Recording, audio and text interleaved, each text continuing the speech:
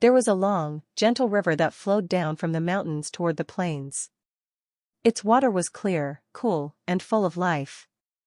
Tall trees leaned over its banks, their shadows trembling on the moving surface. Beneath the water, smooth stones rested quietly, water plants swayed with the current, and small worlds existed that humans never noticed.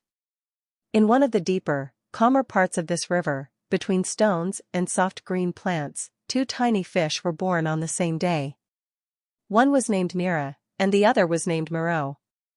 From the moment they opened their eyes, they were aware of each other. The river felt huge and unfamiliar, but the presence of the other made it feel safe. They stayed close instinctively, moving side by side as if the current itself had tied them together. Their childhood passed like a beautiful dream.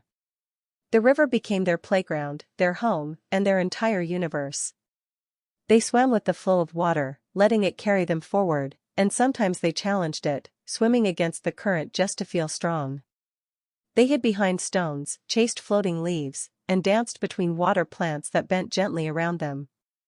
Mira was playful and bold. She loved speed and often rushed ahead, daring the current to stop her.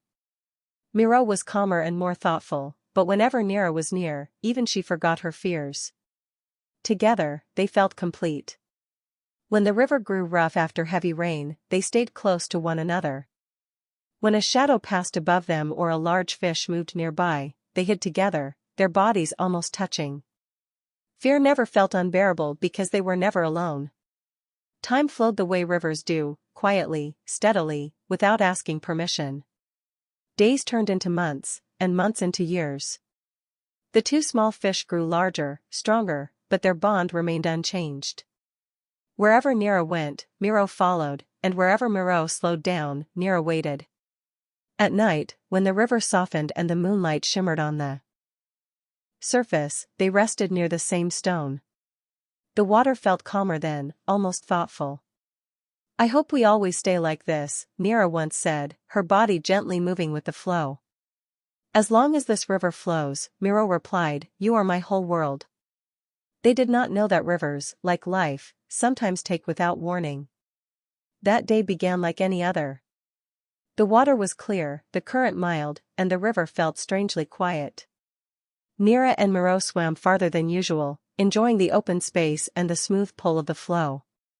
Suddenly, something felt wrong. Mira slowed down. "Miro," she sensed, "something is not right." Before Miro could react, a dark shape fell into the water from above. A net spread quickly, wide and unforgiving, tangling everything in its path. Fish struggled in panic as the river filled with sudden chaos. Mira was caught immediately. The net wrapped around her body, tightening with every movement. Miro felt the edge of it brush her tail. With a desperate twist and a burst of strength, she slipped free. She turned back. Mira was trapped. "Miro!" Mira cried, her movements growing weaker. "Don't leave me."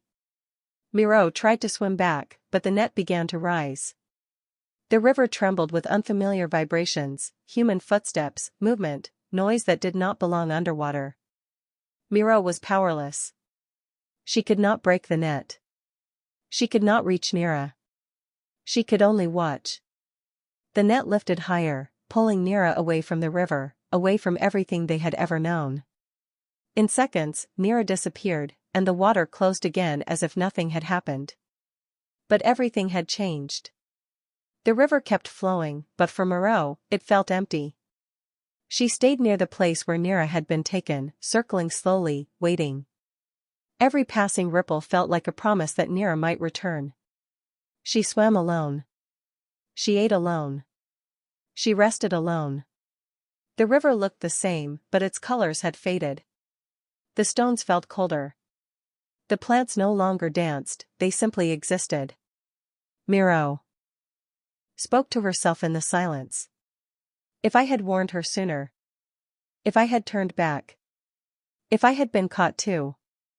Guilt wrapped around her tighter than any net. She visited every place they had shared. Where they had raced with the current, there was only moving water. Where Mira had played, there was only stillness. At night, Miro rested near the same stone, hoping to hear Nira's familiar presence. Sometimes she imagined Nira's voice, light and teasing, telling her to stop being sad. But no one came. Time passed, but the pain did not fade.